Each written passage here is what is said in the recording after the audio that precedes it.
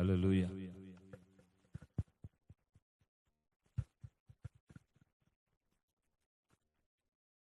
దేవునికి మహిమ కలుగునుగా.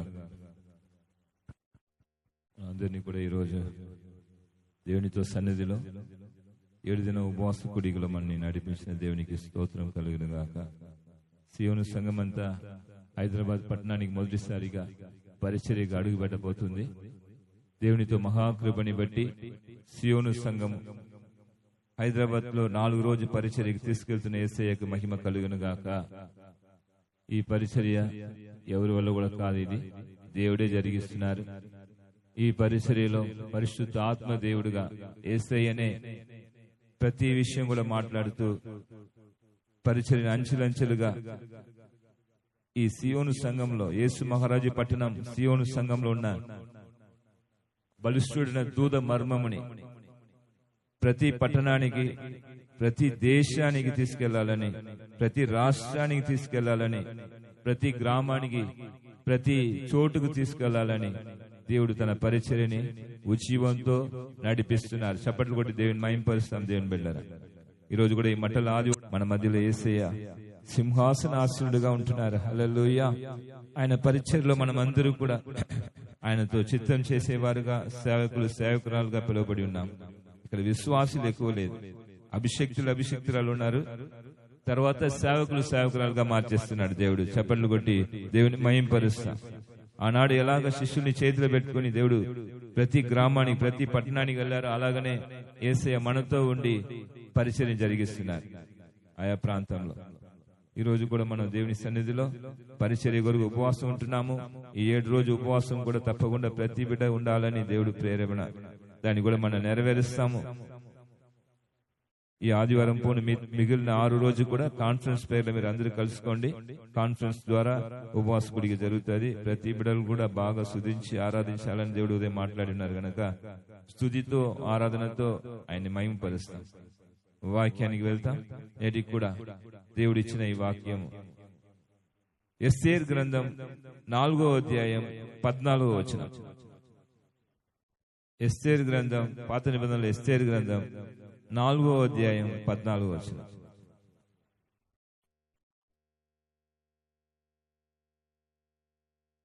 చదువుతాం. 417వ పేజీ పాత నిబంధనలో. ప్రతి ఒక్క బిడ్డ, నీవు ఈ సమయమందు ఏమీయు మాట్లాడగా మౌనముగా నున్న ఎడల యూదులకు సహాయమును విడుదలయు మరి యొక్క దిక్కులోండి వచ్చును. కాని నీవును నీ తండ్రి ఇంటి వారును నశించెదరు. నీవు ఈ సమయముని బట్టియే రాజ్యమునకు వచ్చితివో ఏమో ఆలోచించుకొనుమని చెప్పాను. ఆమేన్. చప్పట్లు కొట్టి దేవుని మహింపరుస్తాం. దేవుని బిడ్డలారా, ఈ దినము కూడా ఈ వాక్య భాగంలో దేవుడు మాట్లాడుతున్న కొన్ని విషయము చాలా శ్రేష్టమైన ఒక సందేశము. దేవుని బిడ్డలైన మనము జీవితంలో పాత నిబంధనలు కానీ కొత్త నిబంధనలు కానీ అన్ని సంకటాలు జరిగింది అంతనే యేసయ్యనే చూపిస్తుంది. మనందరికీ తెలుసు. ఆది కాండం నుండి ప్రకటన వరకు సమస్తం ఆయన శ్రమలు ఉంటుంది, ఆయనతో పునరుద్ధానం ఉంటుంది, ఆయనతో శిలువ యాగం ఉంటుంది, సమస్తం ఉంటుంది. ఇక్కడ ఎస్తేరు గ్రంథంలో కూడా చూసుకుంటే ఎస్తేరుతో చిన్నాయన అంటే చిన్న తండ్రి చెప్తున్నాడు తన కుమార్తెతో, మొర్దెకాయి ఆయన పేరు, ఆయన చెప్తున్నాడు.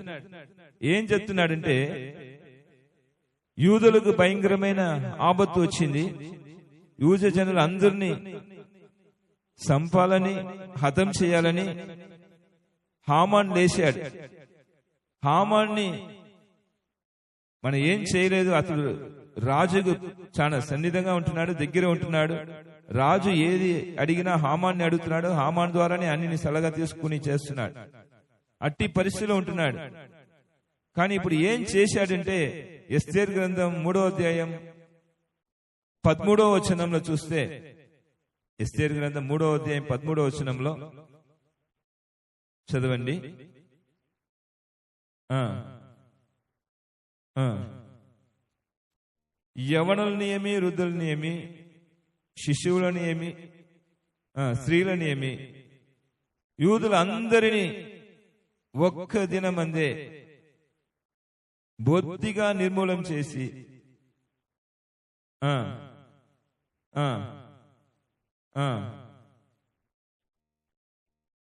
పంపబడిను.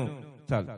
అక్కడ యూద ప్రజలు విరోధంగా శత్రువు లేశాడు. 3వ అధ్యాయం 10వ వచనం చెప్తుంది, యూదులకు శత్రువు అయిన హామాన్ని రాయబడింది. 3వ అధ్యాయం 10వ వచనం చదివితే అక్కడ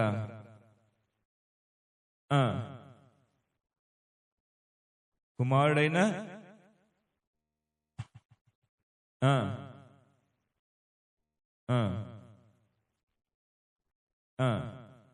జనులకు యూద జనులకు చేయమని వారు నీకు అప్పగింపబడి ఉన్నారని రాజు సెలవిచ్చెను.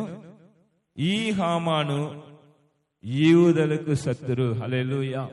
ఈ హామాను యూదులకు శత్రు అని రాయబడింది. ఆనాడు పాత నిబంధన కాలంలో దేవుని ప్రజలకు విరోధంగా లేచిన శత్రు హామాను. ఈ హామాను రాజుకు సన్నిధిగా ఫ్రెండ్గా ఉంటూ రాజతందరిగా ఉండి అన్నిని చేస్తున్నాడు.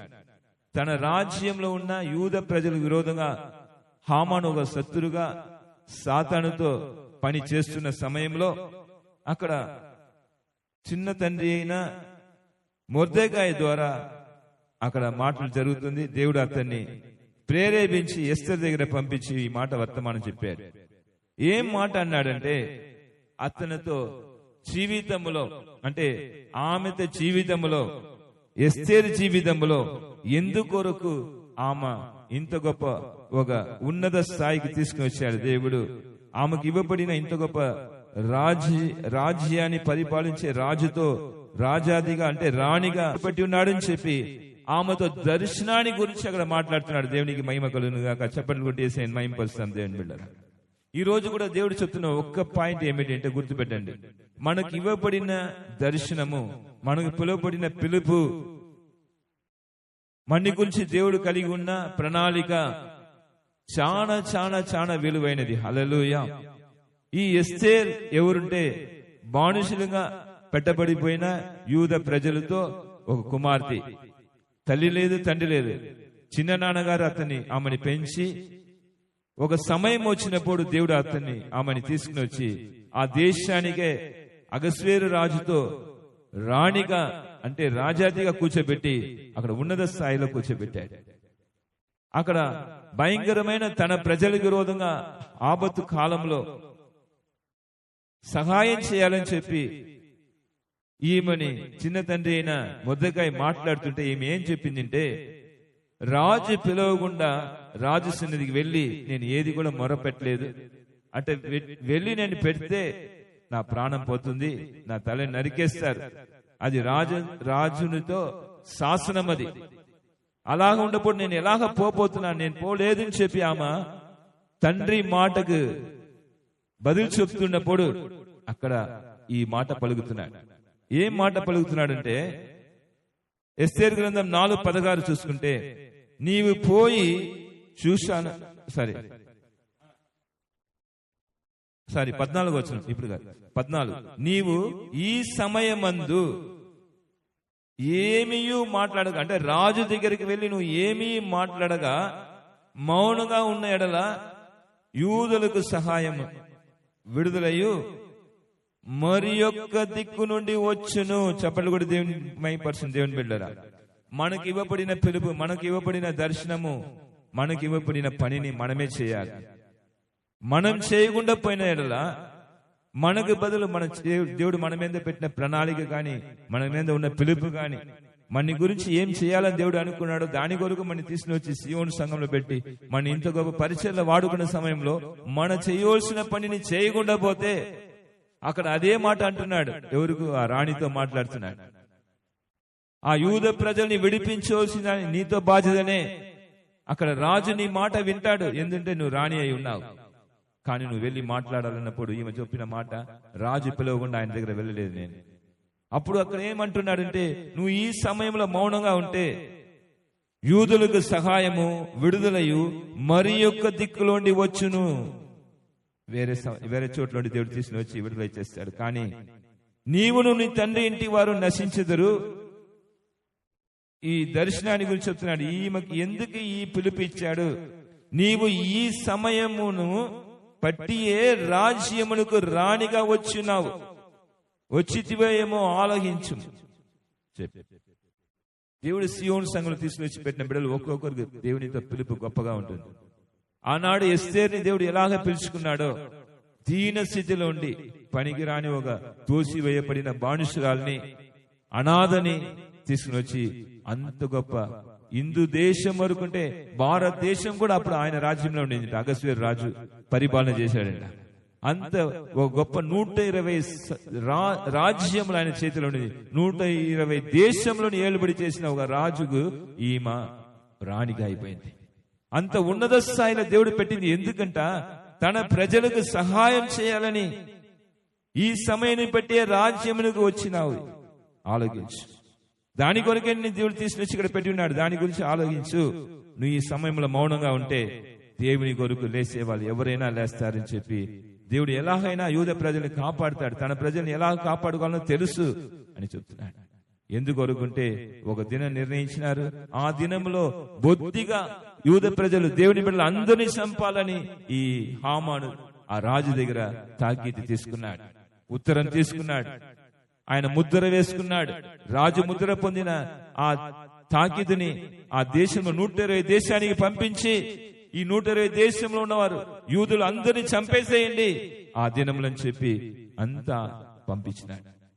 అట్టి సమయంలో ఈ యూద ప్రజల్ని ఎవరు కాపాడగలుగుతారని అందరూ భయపడుతున్న సమయంలో మొర్దెకాయి చిన్న తండ్రి ఇలాగ మాట్లాడుతుంటే అప్పుడు ఈమెకు ఏం కలిగిందంటే ఒక ఆలోచన వచ్చింది. ఎస్తేరు ఏం చెప్పింది అంటే 16వ వచనం చెప్తుంది. అప్పుడు ఎస్తేరు మరలా ఇట్లనను, నీవు పోయి షూషాను కనపడిన యూదులందరినీ సమాజ మందిరమునకు సమకూర్చి నా నిమిత్తము ఉపవాసం ఉండి 3 దినములు అన్నపానములు చేయకుండుడి, నేనును నా పనికత్తెలను కూడా ఉపవాసం ఉంటుము, ప్రవేశించుట న్యాయ వ్యతిరేకంగా ఉండనను, నేను రాజునకు ప్రవేశించదను, నేను నశించెదను. చప్పట్లు కూడా దేవుని మహిమపరచండి. హల్లెలూయా. నేను నశించెదను. నేను చనిపోయినా పర్వాలా, నేను నరకబడినా పర్వాలా, నా తల పోయినా పర్వాలా, నా ప్రజలు కాపాడపడాలి. నేను ఈ లోకానికి ఏమి అనాథగా పుట్టాను, నా దగ్గర ఏమీ లేదు. కానీ నన్ను దేవుడు ఈరోజు ఇంత గొప్ప అగస్వేరు రాజుతో రాణిగా కూర్చోపెట్టాడు. ఒకవేళ నా ద్వారా ఈ జనులకు రక్షణ కలిగితే మంచిది, లేకపోతే నేను నశించినా కూడా నశించుతానని చెప్పి ఉపవాసం 3 రోజులు ఉండమని చెప్పి ఆ సమాజ మందిరానికి అందరినీ యూదులందరినీ అక్కడ పంపిస్తుంది. ఈ రాణి మాట విని అక్కడ వెళుతున్నారు. అక్కడ జరిగిన విషయం మనం ముందుగా చూస్తాం. చూడండి, ఎందుకొరకు ఈమె ఇంత ప్రయాసము, ఎందుకొరకు తన చిన్న తండ్రి మాటకు చివరిగా లోబడింది అంటే ఇతని మీద దేవుడు పెట్టిన దర్శనం, ఇతని మీద దేవుడు పెట్టిన ప్రణాళిక, ఈమె మీద దేవుడు పెట్టిన ప్రణాళిక, మొర్దెకాయి మీద గాని ఆ ఎస్తేర్ మీద గాని దేవుడు పెట్టిన ప్రణాళిక. వాళ్ళిద్దరిని పెట్టి దేవుడు అక్కడ ఆ గొప్ప దేశంలో ఆ పరిపాలనలో వీరికి ఒక స్థానం ఇచ్చి ఉన్నత స్థాయిలో కూర్చోపెట్టింది. ఎందుకంటే వీరి ద్వారా జనులు రక్షింపబడాలి, ఆ యూద జనులు రక్షింపబడాలి, దేవుని చిత్తమై ఉన్నది కనుకనే ఎస్తేర్ 3 దినము ఉపవాసం ఉండి 3వ దినము రాజు ఎత్తుకు వెళుతుంది. 5వ అధ్యాయం 1వ వచనం చెప్తుంది. చూడండి, 5వ అధ్యాయం 1వ వచనంలో 3వ దినం ఉపవాసం ముగించుకుని 3వ దినమందు ఎస్తేరు రాజభూషణం, రాజల వస్త్రం ధరించుకుని రాజ సన్నిధికి వెళ్ళి నిలిచెను. అక్కడ రాజాసనం మీద చూడండి, ఒక విషయం చెప్తాను నేను. రాజు పిలవకుండా రాజ సముఖానికి వెళ్ళకూడదు. కానీ ఈమె నశిస్తాను, పర్వాలేదు, నేను చంపినా కూడా పర్వాలేదు, నేను చంపబడినా పర్వాలేదు, నేను వెళ్తానని చెప్పి ఏం మాట అనేది అక్కడ మనం చూసాం. నేను నశించినా కూడా నశించదను అని చెప్పి మీరు బాగా అందరూ ప్రార్థనలు ఉండండి, ఉపవాసం ఉండండి, అన్నపానం పుచ్చుకోకుండా ఉపవాసం ఉండండి, దేవుని దగ్గర ప్రార్థన చేయండి, నా కొరకు ప్రార్థన చేయండి అని చెప్పి ఈమె రాజవస్త్రం ధరించుకుని రాజు దగ్గర వెళితే అక్కడ ఏం జరిగింది అంటే చూడండి, ఎంత ఆశ్చర్యము. చూడగా ఆమె యందు అతనికి దయ పుట్టెను. చప్పట్లు కూడా దేవుని మహిమపరచండి. హల్లెలూయా. దేవుని బిడ్డలారా, మన దర్శనం నెరవేర్చబడాలంటే దేవుని మాటకు లోబడాలి, దేవుని చిత్తం జరిగించాలి. ఆమెకు మొదటిగా భయం కలిగింది, రెండోదిగా ఆమె ఉన్న పరిస్థితి ఎంత గొప్ప ఉన్నత స్థాయిలో ఉంటది. రాణి ఆమెను చూస్తే అందరూ తల వంచాలి. ఆమె అనుకుంటే ఏదైనా చేయొచ్చు. రాజ్యంలో సమస్త అధికారం కలిగిన ఆ స్త్రీ, రాజస్త్రీ ఆమెకున్న అన్ని బంగారు పట్టు వస్త్రాలు, అన్ని సౌకర్యాలు, మంచి భోజనము అంతని కూడా ఆమె వదిలిపెట్టి, నేను నశించినా కూడా పర్వాలేదు, నశిస్తాను, కానీ నా ప్రజలు కాపాడబడాలి, నాకు ఇవ్వబడిన దర్శనం ఇలాగుంటే, నాకు ఇవ్వబడిన పిలుపు ఇలాగుంటే నేను తప్పక దానికి లోపడతానని చెప్పి తన చిన్న తండ్రితో మాటకు లోపడింది. హల్లెలూయా. ఆమె దర్శనానికి లోపల వెళ్ళింది. మొదటిగా ఎలాగ వెళ్ళింది? 3 దినములు ఉపవాసం. 3 దినములు అన్నపానం పుచ్చుకోకుండా నేను నా పనిగతలు ఉపవాసం ఉంటా, మీరు కూడా వెళ్ళి సమాజ మందిరంలో ఉపవాసం ఉండండి అని చెప్పి తన చిన్న తండ్రికి చెప్పి పంపి యూదులందరినీ తీసుకెళ్లి ఆయన ఉపవాసం ఉంటున్నాడు. ఈమె ఇక్కడ రాజభవనంలో ఉపవాసం ఉంటుంది. ఉపవాసం ఉండి 3వ దినము ధైర్యముగా రాజు పిలవకుండానే ఆమె వెళుతుంది. ఆ రాజు సన్నిధికి వెళ్ళినప్పుడు రాజు అక్కడ దయ చూపించినాడట. హల్లెలూయా. దేవుని బిడ్డలారా, దేవుని కొరకు నువ్వు అడుగు వేస్తే దేవుడు నీ కొరకు 10 అడుగు వేస్తాడు. హల్లెలూయా. దేవుడు పిలిచిన పిలుపులు మన అందరూ ఇక్కడ సియోను సంఘంలో చేరి ఉన్నాము. ఒక్కొక్కరికి ఒక పిలుపు ఉంటుంది. నాకు పిలుపు ఉంది, మీకు పిలుపు ఉంది, ఒక్కొక్కరికి ఒక పిలుపు ఉంది. కానీ పిలుపు నెరవేర్చకుండా పోతే అక్కడ మొర్దెకాయి అంటున్నాడు, ఏమంటున్నాడంటే మన 14వ వచనం చదివినాము, ఒకవేళ నువ్వు దీనికి లోపడకుండా పోతే నీవును నీ తండ్రి ఇంటి వారును నశించెదరు, నీవు ఈ సమయమును బట్టి రాజ్యమునకు వచ్చితివయేమో అంటున్నాడు. ఈ రాజ్యానికి రాణిగా వచ్చితివయేమో, కానీ నువ్వు మాత్రం ఇప్పుడు పోయి మాట్లాడకుండా మౌనంగా ఉంటే అందరినీ హతం చేసేపోడు, యూదులు అందరితో కూడా నిన్ను కూడా చంపేస్తారు, జాగ్రత్త అన్నాడు. దేవునికి స్తోత్రం కలుగును గాక. మనకు కొన్ని సమయంలో మనకు ధైర్యం కావాలి, విశ్వాసం కావాలి. దేవుడు మనకి ఇచ్చిన పనిని ముగించడానికి కొరకు మనం ఏర్పరచుకుంటాడు. కొన్ని సమయంలో గొప్ప పరిచర్య ఇస్తాడు, కొద్ది సమయంలో ఒక చిన్న పరిచర్య ఉంటది, దాన్ని కూడా మనం నమ్మకంగా చేయాలి. ఇక్కడ ఈ రాణికి ఇవ్వబడిన పరిచర్య, ఆమెకు దేవుడు ఇచ్చిన పరిచర్యని నెరవేర్చడానికి కొరకు రాజు సముఖానికి వెళ్ళింది. అక్కడ వెళ్ళిన పైన కొన్ని ఏం అడిగింది అంటే, అక్కడ రాజుని, ఆ రాజుతో ఉన్న స్నేహితుడైన హామాన్ని కూడా విందుకు పిలిచింది. హల్లెలూయా. పిలిస్తే రాజు వస్తామన్నాడు. అలాగనే మొదటి రోజు విందుకు పిలిచింది, విందుకు వచ్చారు, రాజు వచ్చాడు. రాజుతో స్నేహితుడిగా మంత్రిగా ఉంటున్న హామాను ఎవరు? యూదులకు శత్రు, యూదులందరినీ సంహరించబోతున్నాడు. వాడు దినం ఫిక్స్ చేశాడు, రాజు దగ్గర పర్మిషన్ తీసుకున్నాడు. కానీ ఈ రాణి కూడా యూదులని తెలియదు, యూదురాలని తెలియదు, అతనికి రాణి యూదురాలని తెలియదు. కానీ రాణి పిలిచిన ఆ విందుకు ఆ హామాన్ కూడా వస్తున్నాడు. మొదటి రోజు విందులో మంచి సమయంలో రాజు అడుగుతున్నాడు, రాజాతి రాణి నీకు ఏమి కావాలి, నా రాజ్యంలో సగం అడిగినా ఇస్తా అని చెప్పినప్పుడు అక్కడ ఆ ఎస్తేర్ రాజాతి ఏం చెప్పిందంటే, రేపు కూడా రండి, రేపు కూడా నేను సిద్ధపరుచిన విందుకు రండి, నేను చివరిగా మీకు ఏమి అవసరం ఉందో నేను చెప్తాను, నేను నా కోరిక ఏమిటో మీకు తెలియపరుస్తానన్నప్పుడు రాజు దానికి కూడా ఓకే చెప్పి వస్తానన్నప్పుడు సంతోషంతో ఈ హామాన్ వెళ్తున్నాడు. ఏమి వెళ్తున్నప్పుడు బయట చూస్తే మొర్దెకాయి కూర్చున్నాడు. అతనికి వందనాలు చెప్పలా, అది ఒకటి వానికి చాలా కోపం. వందనాలు నాకు చెప్పండి ఉంటాడే, నేను రాజు ఎంతో దగ్గర ఉంటున్నాను, కానీ నన్ను నమస్కరించడం లేదని చెప్పి కోపంతో వెళ్ళిన ఈ హామాన్ ఏం చేశాడు తెలుసా? అక్కడ 5వ అధ్యాయము 16వ వచనం చెప్తుంది. 5వ అధ్యాయం 16వ వచనంలో నేను విషయాలు చెప్పేసిన సమయం లేదు కనుక హామాను వెళ్లి మొర్దెకాయి కొరకు 50 మూర ఉరి కొయ్య సిద్ధపరిచినాడు. ఎంత సిద్ధపరిచినాడు? 50 మూర ఉరి కొయ్య. ఎంత సిద్ధపరిచినాడు? 50 మూర హైట్ ఉన్న ఊరి కొయ్య సిద్ధపరిచి ఈ ఊరి కొయ్యలో ఎవరిని వేయాలని హామాని కాదు, ఎవరిని వేయాలా? మొర్దెకాయిని వేయాలని. ఎందుకంటే హామానుకు శత్రుగా మొర్దెకాయి ఉన్నాడు. అదే రాజ్యంలో ఉంటున్నాడు, అదే భవనంలో ముందుగా ఉన్నాడు. ఇతడు ఎప్పుడు కూడా నమస్కరించేవాడు కాదు ఈ హామాన్ని. అందుబట్టి ఇతను చాలా కోపమై ఈ మొర్దెకాయితో సంతానం సంతతి అందరినీ, వాళ్ళు జనులు అందరినీ చంపాలని ఈ తీర్మానం చేసుకున్నాడు. కానీ దేవుడు అక్కడ చేసిన కార్యం ఏమిటంటే, చూడండి, ఆ రోజు వాడు వస్తున్నాడు, 50 మూర ఉరికొయ్య రెడీ చేసి రాజు దగ్గర వచ్చి ఇలాగా ఈ మొర్దెకాయి ఇలాగా చేస్తున్నాడు, ఈ మొర్దెకాయిని చంపేస్తాం, ఉరికొయ్య రెడీ చేసినాడు రాజుని చెప్పి అతని దగ్గర ఉత్తరం అడవడానికి వచ్చిన సమయంలో దేవుడు శాసనాన్ని మార్చి ఒక కథ చేశాడు. అక్కడ రాజుకు నిద్ర రాలేదు. నిద్ర రాకుండా ఉన్న సమయంలో 6వ అధ్యాయంలో రాయబడింది. రాజు నిద్ర రాకుండా ఉన్న సమయంలో అతని గ్రంథం, రాజీయ గ్రంథం రాయబడుతుంది. ఆ రాజీయ గ్రంథంలో తీసి చదివినప్పుడు ఒక సమయమున 2 సైనికులు రాజుని సంపదాని కొరకు పన్నాగం వేస్తున్నారు.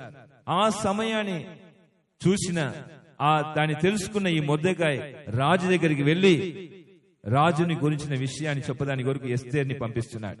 ఎస్తేర్ వెళ్లి తన భర్త అయిన ఆ రాజు దగ్గర చెప్పేసింది, ఇలాగ నీ సంపదాని కొరకు 2 సైనికులు ఉన్నారని చెప్పగానే వారిని పిలిచి విచారిస్తే నిజం తెలియగానే వారిని హతం చేశారు. ఇది ఎవరి ద్వారా తెలియపరిచింది అంటే ఈ మొర్దెకాయి ద్వారా అని అక్కడ రాయబడింది. అప్పుడు మొర్దెకాయికి సన్మానం చెల్లించినారా అంటే ఆ దినంలో చెల్లించలేదు. అది గ్రంథంలో రాయబడి ఉంది. ఇతను రాజు గ్రంథం ఎత్తి చదువుతున్న సమయంలో దీన్ని చూశాడు. ఎవరు? ఈ రాజు చూస్తున్నాడు. ఏంది ఇది, మొర్దెకాయికి ఏమీ సన్మానం చెల్లించలేదే, ఎందుకు ఇలాగ జరిగింది అని చెప్పి ఆయన ఆలోచించిన సమయంలో అక్కడ హామాను వస్తున్నాడు. దాని గురించి మనం చదువుతున్నాం. 7వ వచనం నుండి చదవండి, 6 నుండి 6వ వచనం నుండి చదవండి.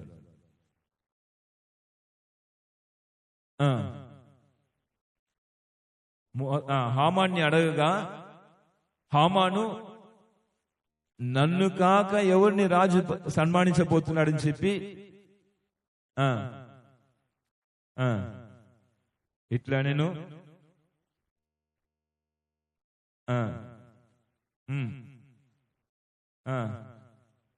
రాజు యొక్క వస్త్రము, రాజు యొక్క గుర్రము, కిరీటము తీసుకొని రాక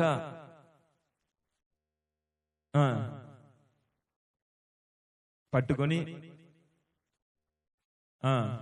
రాజు గణపరిచి అభిషేకించువానికి ఆ వస్త్రమును ధరించి ఆ గుర్రం మీద ఎక్కించి రాజ వీధులు అతను ఏం చేయాలా? నడిపించండి. 11వ వచనం చదవండి. ఈ ప్రకారంగా చేయవాలని సాటింపవలను. నీవు చెప్పిన ప్రకారమే శీఘ్రముగా ఆ వస్త్రములను తీసుకొని రాజు గుమ్మం మీద కూర్చున్న యూదులైన మొర్దెకాయికి అలాగని చేయము,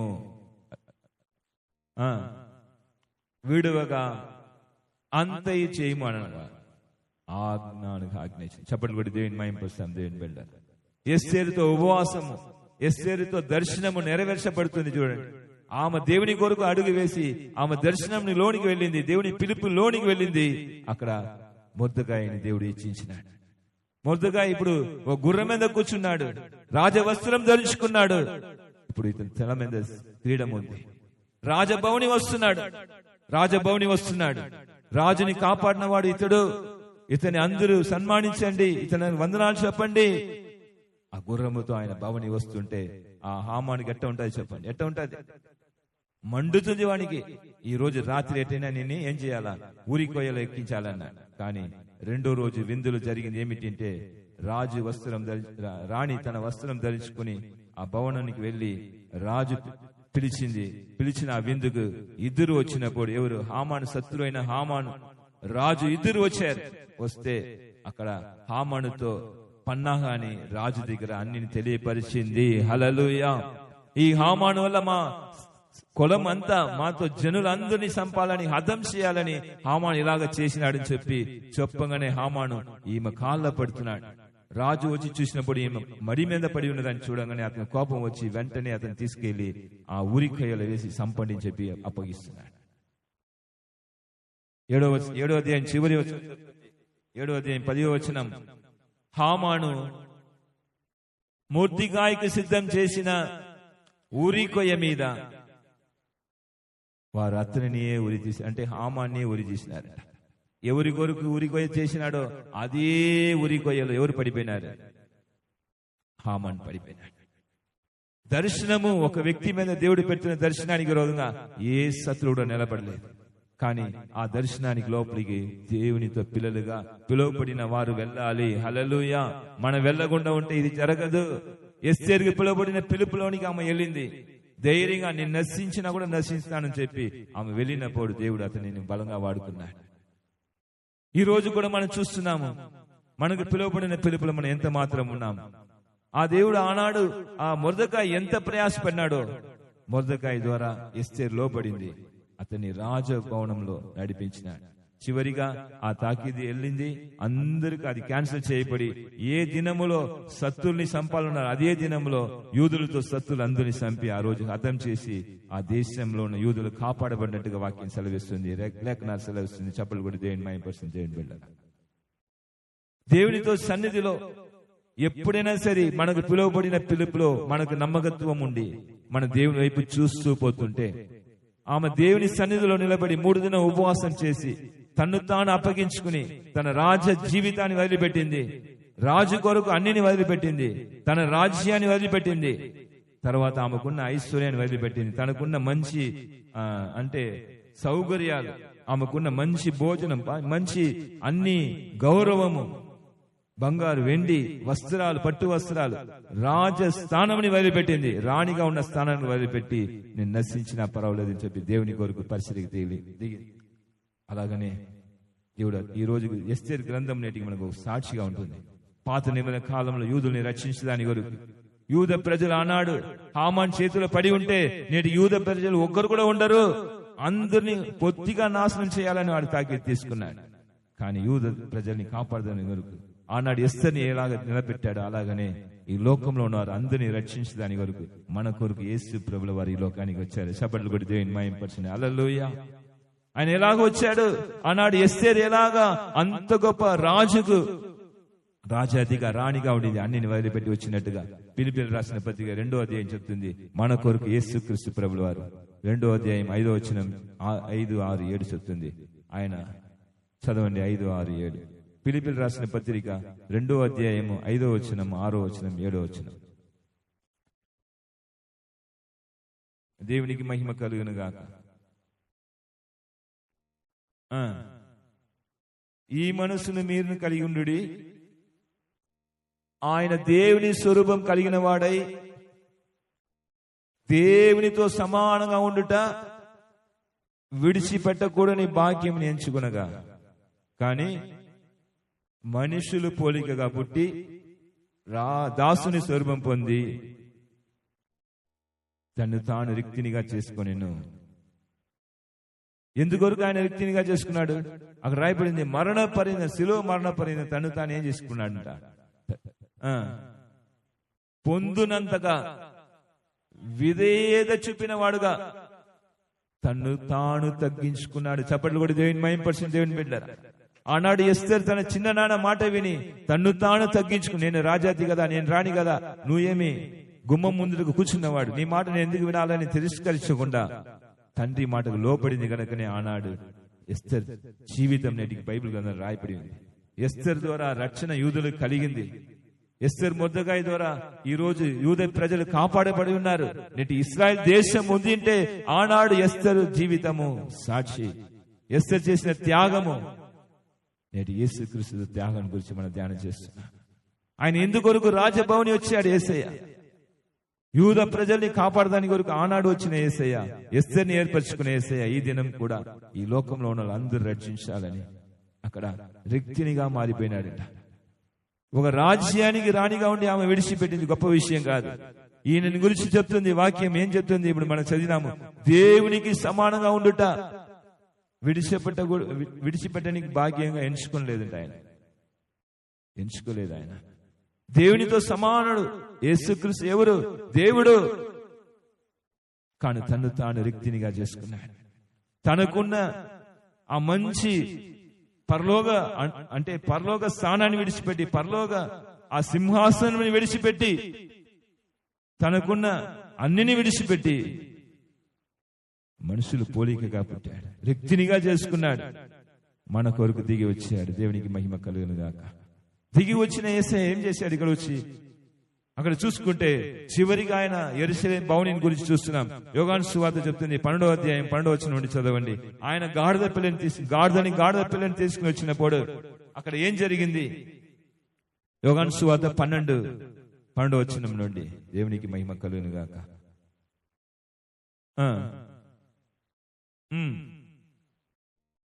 యేసు యెరూషలేముకు వచ్చుచున్నాడని విని ఏమిటా?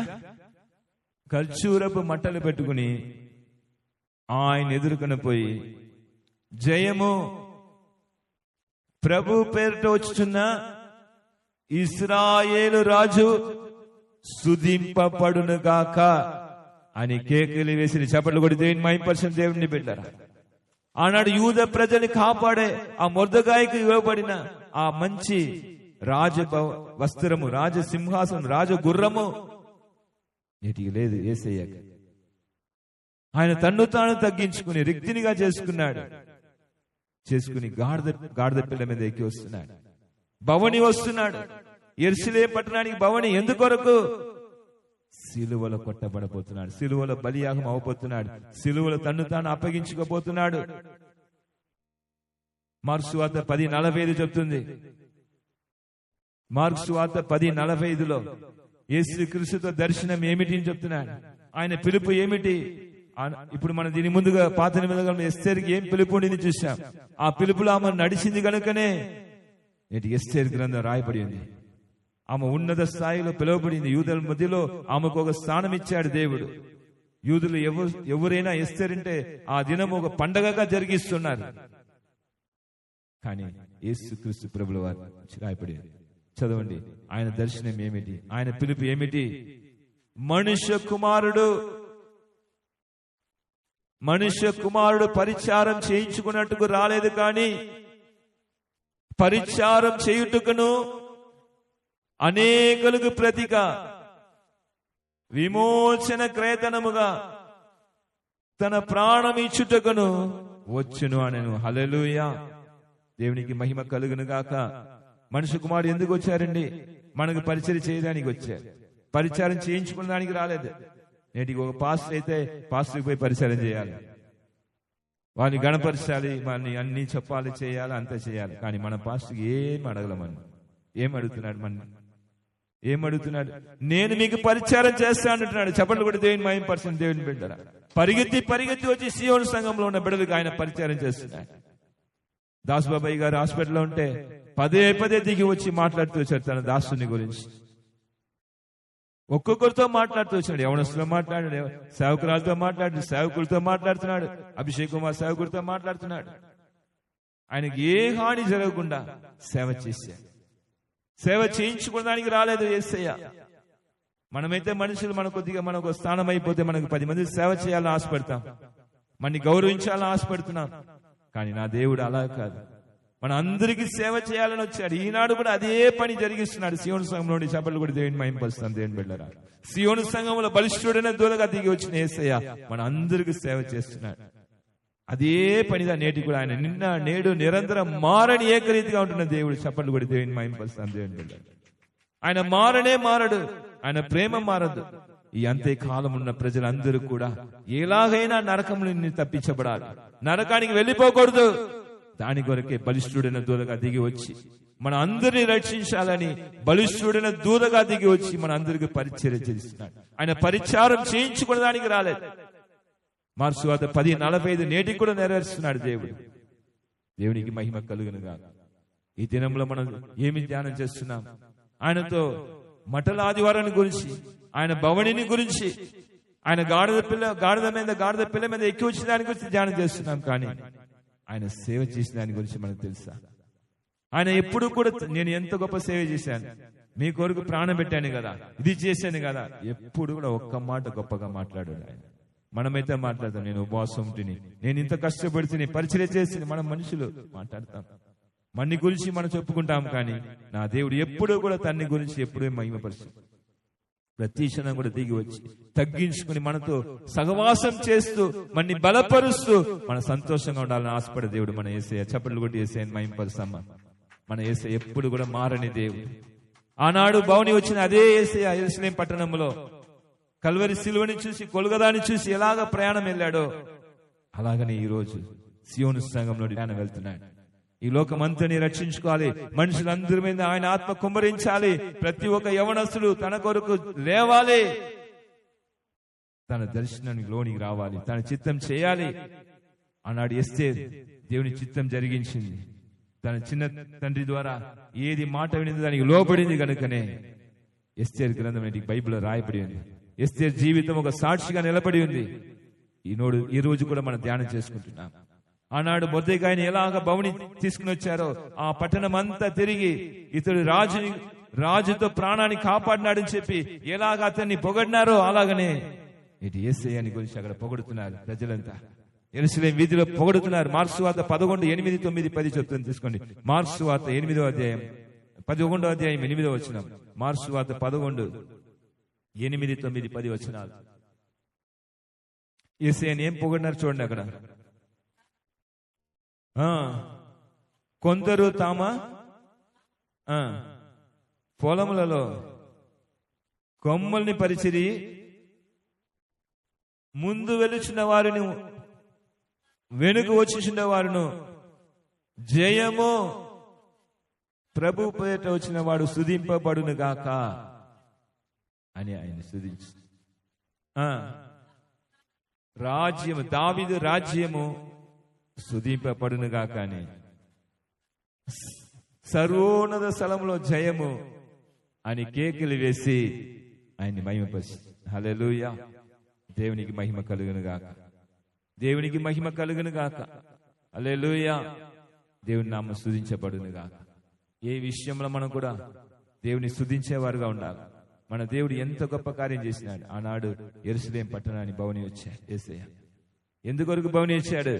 తనదా బలి పశు, నేనే కొట్టబడిన గొర్రె పిల్ల, చూసుకోండి నన్ను, నేను ఒక 5 రోజులు నేను కొట్టబడబోతున్నాను, శుక్రవారం పొద్దు నేను శిలువలో వేయబడబోతున్నాను, నేను చనిపోబోతున్నాను, మీ కొరకు ప్రాణం పెట్టబోతున్నానని చెప్పి వారు ముందుగా వాళ్ళందరికీ తెలియపరిచినాడు. హల్లెలూయా. అక్కడ ఆయన వెళుతుంటే అందరూ స్తుతిస్తున్నారు. మత్తయి సువార్త 21వ అధ్యాయం 10వ వచనం చెప్తుంది. 21:16లో ఆయన ఎలాగ స్తుతించినారు. చిన్న బాలురు కూడా స్తుతించినారంట, పెద్దవారు స్తుతించినారంట. దేవునికి స్తోత్రం. 21:16 చదివితే, బాలురు యొక్కయు సంటి పిల్లలకయు నోట స్తోత్రము సిద్ధింపజేసితివి అను మాట మీరెన్నడూ చదవలేదా? వారితో చెప్పి బయలుదేరి వెళ్ళి దేవుడు స్తుతించబడి అక్కడ వచ్చిన యాజకులంతా అడుగుతున్నారు, ఏంది అంతా నిన్ను స్తుతిస్తున్నారు అన్నప్పుడు యేసయ్య చెప్తున్నాడు, ఇక్కడ ఉన్న రాయి కూడా నన్ను స్తుతిస్తుంది అన్నాడు. హల్లెలూయా. ఇక్కడ రాళ్ళు కూడా నన్ను స్తుతిస్తుంది. వస్తుంది దినములో రాళ్ళు స్తుతించబోతుంది. దేవుని అందరూ స్తుతించబోతున్నారు. భూమి అంతట్లో ఉన్నవారు అంతా యేసయ్యని కొనియాడబోతున్నారు, స్తుతించబోతున్నారు. స్తుతికి పాత్రుడుగా యేసయ్య మారబోతున్నాడు. చప్పట్లు కొట్టి దేవుని మహిమపరుస్తాం. దేవుని బిడ్డలారా, పాలూరు గ్రామం అంతా స్తుతించబోతుంది. పాలూరు గ్రామంలో యవనస్తులంతా యేసయ్యని స్తుతించబోతున్నారు. ఆయన స్తుతికి పాత్రుడుగా ఉండబోతున్నాడు. అయ్యో, మా గ్రామంలో యేసయ్య మీరు దిగి వచ్చారా, మాకు తెలియకుండా పోయిందని చెప్పి అందరూ ఆయన పాదంలో వచ్చి పడబోతున్నారు. హల్లెలూయా. ప్రతి ఒక్కరు ఆయన స్తుతించబోతున్నారు. ప్రతి నాలుకలు స్తుతించబోతుంది. అదిరా ఫిలిప్పీయులకు రాసిన పత్రికలో 8, 9, 10 వచనాలు చదివితే ఆయన ఎలాగ హెచ్చించబడినాడు. ఆయన సిలువలో మన కొరకు కొట్టబడి తిరిగి లేచి తండ్రి కుడి పార్శ్వంలో ఆయన ఎలాగ హెచ్చించబడినాడు చూడండి. అలాగా 9, 10 వచనాలు చెప్తుంది. 8, 9, 10 ఫిలిప్పీయులకు రాసిన పత్రిక 2వ అధ్యాయము 8, 9, 10. దేవునికి స్తోత్రం. స్తోత్రం. అమ్మ 2వ అధ్యాయం 8, 9, 10.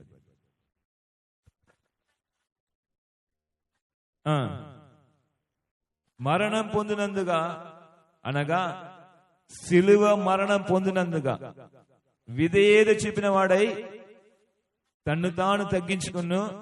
అందుచేతనే పరలోకముందున్న వారిని కాని, భూమి మీద ఉన్న వాళ్ళ కాని, భూమి కింద ఉన్న వాళ్ళ కాని, ప్రతి వాణి మోకాలు యేసు నామములో వంగునట్లును, ప్రతి వాణి నాలుకను తండ్రి అయిన దేవుని మహిమార్థమై యేసుక్రీస్తు ప్రభువని ఒప్పుకొనున్నట్లును దేవుడు ఆయనను ఈ విధంగా హెచ్చించి ప్రతి నామమునకు పై నామమును ఆయన అనుగ్రహించను. చప్పట్లు కొట్టి దేవుని మహింపస్తాం. దేవుని బిడ్డ ప్రతి మోకాలు వంగాలి, ప్రతి నాలుగు ఆయన స్తుతించాలి. ఇంతవరకు జరిగిందా? ప్రతి మోకాలు జరిగిందా? ఇది జరగాలనా జరగకూడదా? అందుకొరకు యేసే సీయోను సంఘాన్ని దిగి వచ్చినాడు. హల్లెలూయా. పాలూరు గ్రామంలో యేసు మహారాజు పట్టణంలో బలిష్ఠుడిని దూతగా దిగి వచ్చినాడు. ఇది నెరవేర్చడానికి కొరకే ప్రతి మోకాలు వంగాలి, ప్రతి నాలుగు ఆయన స్తుతించాలి. అందుకొరకే ఆనాడు సిలువకి వెళ్ళాడు. అందుకొరకే ఆయన బలి యాగం అయినాడు. అందుకొరకే ఆ భవని, అందుకొరకే యెరూషలేము పట్టణంనికి ఆయన గాడిద పిల్ల మీద భవని వచ్చాడు. అందుకే ఈ మట్టల ఆదివారంలో దేవుడు మనందరూ కూడా గుర్తు చేస్తున్నాడు. సీయోను సంఘంలో దిగి వచ్చింది ఎందుకు? మనుషులందరూ ఆయన్ని స్తుతించాలి, అన్ని మోకాలు వంగాలి, ప్రతి నాలుక ఆయన్ని స్తుతించాలి. ఇది యేసు నామములో జరుగును గాక. సీయోను సంఘంలో దిగి వచ్చిన యేసయ్య సింహాసన ఆసీనుడుగా ఉండి, బలిష్ఠుడైన దూతగా ఉండి దీన్ని నెరవేరుస్తున్నాడు. హల్లెలూయా. ఆయన నిన్న నేడు నిరంతరం మారని దేవుడు. ఆయన వాగ్దానం మారదు, ఆయన చెప్పిన మాట మారదు. ఆకాశం భూమి నశించిపోయినా ఆయనతో మాటలు ఏ మాత్రం కూడా నశించదు. అది నెరవేర్చడానికి కొరకే దేవుడు దిగి వచ్చినాడు. అంతేకాలంలో దేవుడు దిగి వచ్చినాడు. సంఘం మీద సీయోను సంఘముని, ఒక సంఘాన్ని, పరలోక సంఘాన్ని ఆయన్నే ఏర్పరచుకుని అన్నిల మధ్యలో దిగి వచ్చినాడు. ఈ మర్మం ఏమనగా, ఎఫెసీ 3:6 చదవండి. ఈ మర్మం ఏమనగా, ప్రకటన గ్రంథం 10వ అధ్యాయంలో రాయబడిన మర్మం. ఈ మర్మం ఏమనగా, క్రీస్తు మర్మము దేవ దర్శనం వలన రాసి తిని ఆ క్రీస్తు మర్మంని గురించి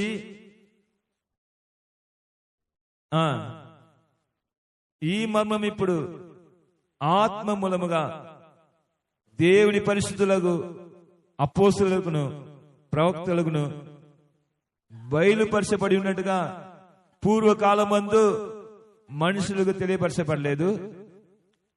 ఈ మర్మం ఏమనగా, అందరు గమనించండి. ఈ మర్మం ఏమనగా, అందరు పలుకుతామా? ఈ మర్మం ఏమనగా, అన్యజనులు సువార్త వలన క్రీస్తు యేసునందు యూదులతో పాటు సమాన వారసులను, ఒక్క శరీరమందలి సాటి అవయములను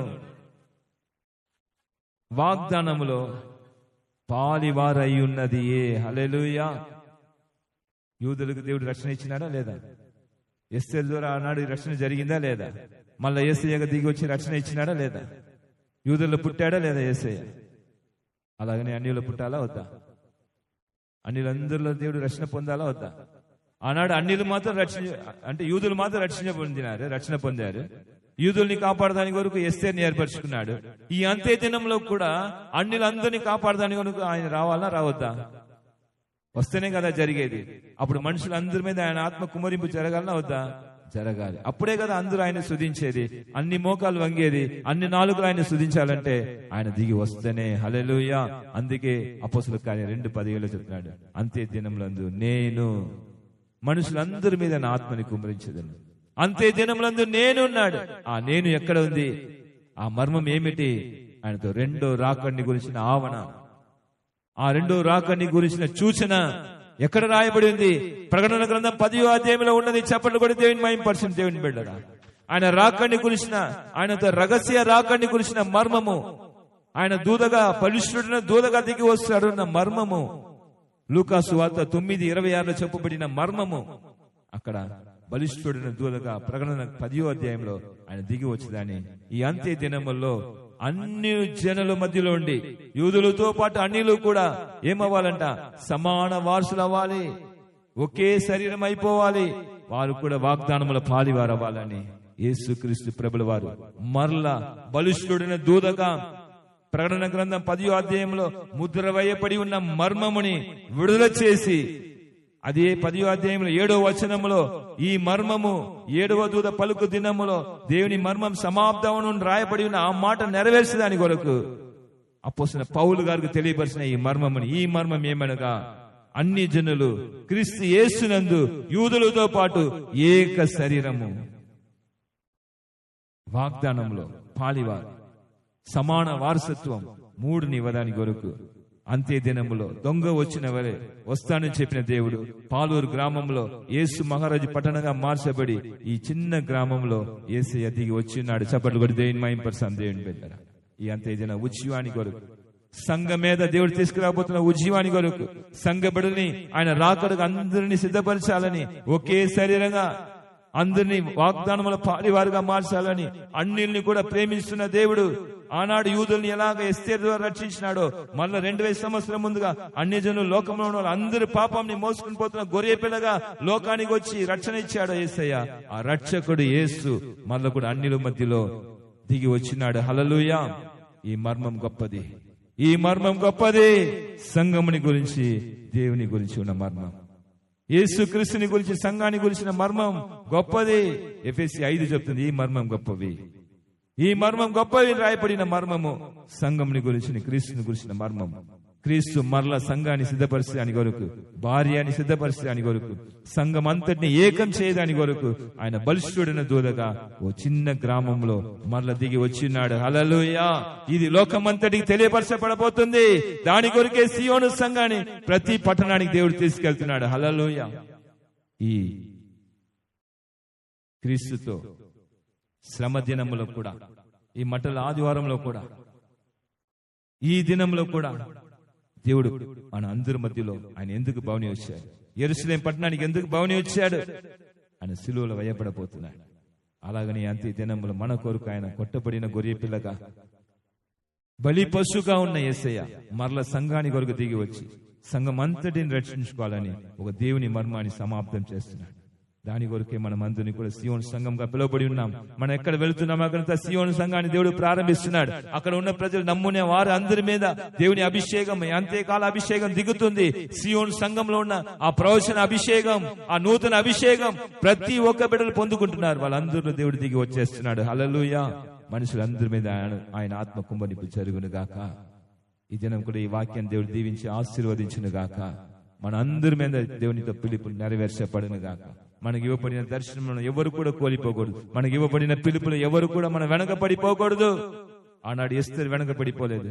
యేసయ్య తనకి ఇవ్వబడిన పిలుపులు వెనకపడిపోలేదు. ఆయన ఎన్ని శోధనలు వచ్చినప్పుడు కూడా సిలువ మరణం పర్యంతం నమ్మకంగా తను తాను తగ్గించుకున్నాడంట. హల్లెలూయా! సిలువకు ఎక్కేదానికి కూడా సిద్ధంగా ఉన్నాడు. మన కొరకు ఆయన సిలువలో కొట్టబడి అక్కడ ప్రార్థన చేశాడు. ప్రభువా, ప్రభువా, వీరు ఏం చేస్తున్నారో తెలియదు కనుక క్షమించమని. మన పాపాని కొరకు ఆయన అక్కడ ప్రాయశ్చిత్తం జరిగించినాడు. ఈ రోజు మనమంతా రక్షింపబడి ఉన్నాం. అలాగనే భూమిలో ఉన్న ప్రతి అనిలు కూడా రక్షింపబడాలి. మనుషులందరి మీద ఆయన ఆత్మ కుమ్మరింపు జరగాలి. ప్రతి మోకాలు వంగాలి, ప్రతి నాలుక ఆయన స్తుతించాలి. ఇది జరుగును గాక. దాని కొరకే సియోను సంఘంలో దేవుడు అంత్యకాల ఉజ్జీవాన్ని తీసుకురావాలని, మనుషులందరి మీద ఆయన ఆత్మ కుమ్మరింపు జరిగించాలని బలిష్ఠుడైన దూతగా దిగి వచ్చినాడు. ఆయనకే మహిమ కలుగును గాక. ఈ పరిచర్య యేసయ్యనే జరిగిస్తున్నాడు. అందుబట్టి ఎంత గొప్ప మర్మం బయలుపరచబడింది, ఇంత గొప్ప అద్భుతాలు జరుగుతుంది. చనిపోవలసిన అయ్యా పాస్టర్ గారు, జంక్షన్ లో ఉన్న పాస్టర్ గారు ఇప్పుడు సాక్ష్యం చెప్పారు, మనం విన్నాం. భయంకరమైన పరిస్థితుల్లో స్ట్రోక్ ద్వారా హార్ట్ లో హోల్స్ పడిపోయిన ఆయనతో శరీరాన్ని ఒక్క దినములో అన్ని నుంచి విడిపించి డాక్టర్ రిపోర్ట్ వచ్చింది, అంతా నార్మల్ చెప్పి రిపోర్ట్ ఇచ్చినాడు. చప్పట్లు కూడా దేవుని మహిమపరచండి. దేవుని బిడ్డలారా, ఇంత గొప్ప ఘన కార్యాలు చేయడానికి ఎవరు ఉన్నారు ఈ లోకంలో? నా యేసయ్య తప్ప ఎవరు లేదు. ఆయన సింహాసనాసనుడిగా దిగి వచ్చినాడు. ఆయన గణపరుస్తాం, మహిమపరుస్తాం. అందుకు లేచి నిలబడి దేవుని ఆరాధన చేస్తాం. దేవునికి మహిమ కలుగును గాక.